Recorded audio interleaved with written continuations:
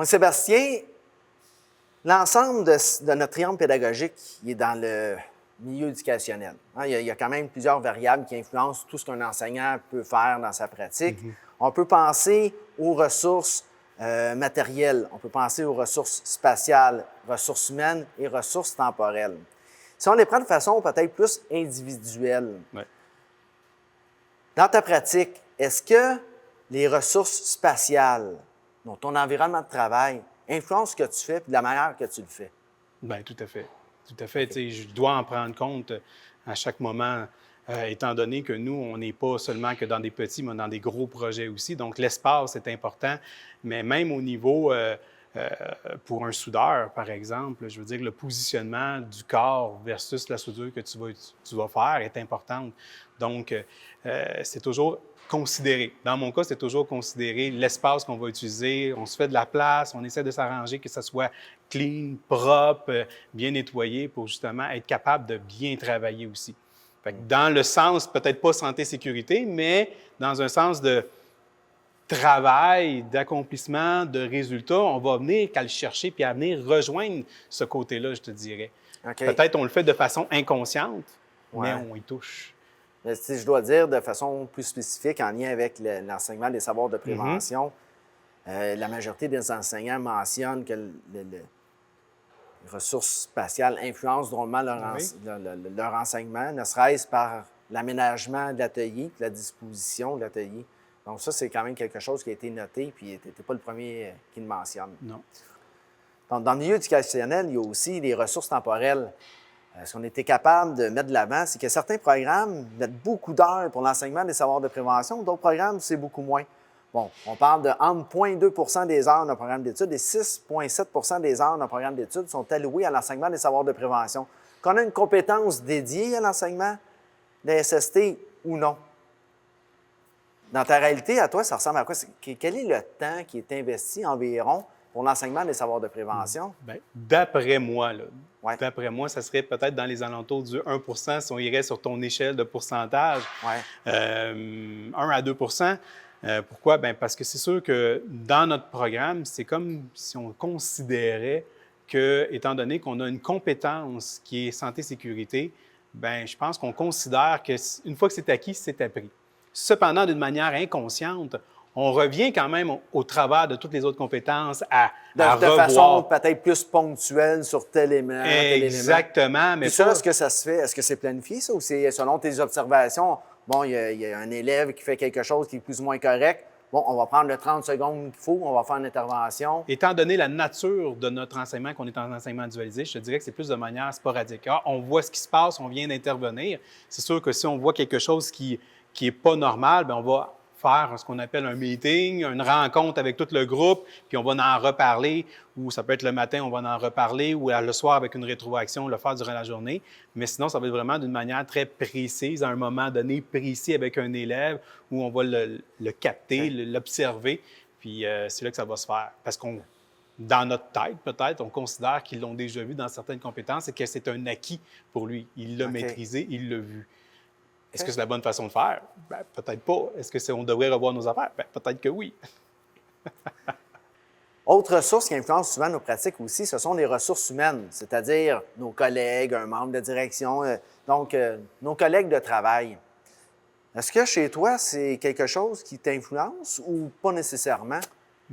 Pour ma part, pas du tout. Okay. C'est pas quelque chose qui va m'influencer. C'est pas parce qu'un collègue va me resservir. C'est pas parce que, exemple, que tu viendrais dans l'atelier et que tu es l'expert en santé-sécurité que tu viendrais que je serais influencé par la santé-sécurité. Je serais influencé par ce que je dois faire en tant qu'enseignant, puis c'est quoi je dois, moi, miser ou me consacrer. Fait que je vais essayer vraiment de me concentrer là-dessus. Est-ce que peut-être de mes collègues seraient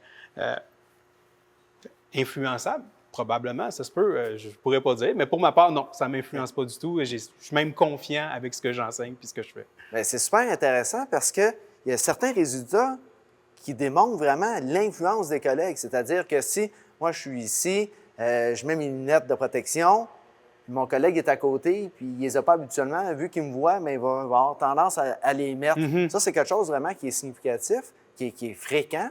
Puis autre chose aussi qui m'a surpris, sans nécessairement avoir questionné les enseignants sur ça, c'est qu'il mentionnait que quand un élève est avec tel enseignant, il va avoir tel comportement, telle attitude en lien avec les SST, alors que quand il est avec un autre enseignant, ça va être d'autres choses. Oui. C'est quelque chose que tu as déjà observé? Oui, Ah régulièrement, souvent, oui, je le remarque.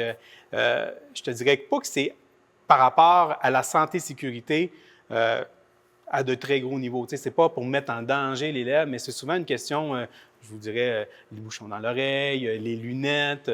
Bon, à cause de la COVID, le port du masque, c'est sûr et certain que certains élèves, on le voit que plus pour certains profs, bien, c'est plus ou moins important ou plus ou moins, des fois, on n'est pas conscient de le voir. Moi, j'ai déjà vu, ça m'arrive des fois dans un atelier où on est submergé par le travail, on est vraiment concentré à notre tâche, puis on ne voit même plus non plus s'il élève un masque ou non. Un collègue va arriver et va dire « Mets ton masque. Ouais. » Ah, OK. Mais on ne le voit plus un moment donné, fait que je te dirais que c'est peut-être à cause de ça, mais oui, je le vois souvent que des élèves vont réagir. Puis des fois, quand je passe, c'est l'élève qui va mettre tout de suite son masque. Des fois, ah, OK, c'est un autre, puis il ne le fera pas, sachant que peut-être c'est correct pour l'enseignant. OK. Autre ressource qui influence peut-être les pratiques des enseignants dans le milieu éducationnel, ça se trouve être les ressources matérielles. On peut penser aux ressources premières, aux outils, à leur entretien. Ce sont tous des éléments qui ont été mentionnés par les enseignants, qui influençaient ce qu'ils faisaient en atelier, là, en lien avec les savoirs de prévention. Et ce qui m'a surpris, c'est qu'ils m'ont mentionné aussi que ça soulevait des préoccupations éthiques. Je t'explique, c'est que j'enseigne quelque chose, et puis quand je suis rendu en atelier, j'ai pas nécessairement l'outil que j'ai mentionné, ou pas dans un état que j'ai mentionné que ça devait être, ou j'ai pas le bon type de ressources. C'est quelque chose que toi, tu as déjà observé dans ta pratique? Ah oui, régulièrement, ça m'arrive. Tu sais, c'est sûr, on est dans une école et veux pas, les écoles, des fois, n'ont pas non plus les ressources matérielles et financières pour toujours suivre les technologies. De plus en plus, les nouvelles technologies vont extrêmement vite et les centres de formation essayent de suivre, mais ce n'est pas toujours possible d'avoir la meilleure machine au goût du jour.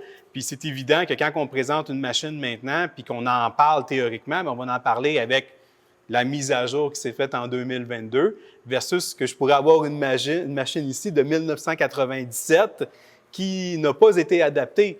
Mais l'important, moi, ce que je trouve bien là-dedans, c'est au moins d'éduquer l'élève. On va y montrer que ce n'est pas rare non plus en entreprise, ce n'est pas rare non plus en industrie qu'on va pogner des vieilles machines, on va identifier des vieilles machines. L'important, c'est de savoir comment bien travailler avec ces vieilles machines-là, puis comment les améliorer. Il n'y a pas de problème à rajouter des gardes, à rajouter des éléments de sécurité à travers ça. Puis c'est de même qu'on peut en parler. Puis c'est de même qui va se transmettre aussi en entreprise, le fait de dire, bien, moi, j'ai vu dans mon cours que c'était la mise à jour 2022 était faite de cette manière-là. Maintenant, votre machine n'est pas conforme. Bien, comment on peut l'y arriver? Bien, voici les solutions qu'on a amenées à l'école, qu'on a trouvées ensemble. Fait qu'on trouve des solutions à mettre ça positivement plutôt que négativement. Donc, même s'il y a quelques préoccupations peut-être éthiques, il y a moyen d'utiliser la machinerie, les outils de façon sécuritaire et de faire en sorte que l'élève puisse avoir un apprentissage aussi. Absolument. Puis si on est capable, on va le modifier. On va modifier la machine pour faire en conséquence qu'elle réponde aux normes maintenant aussi.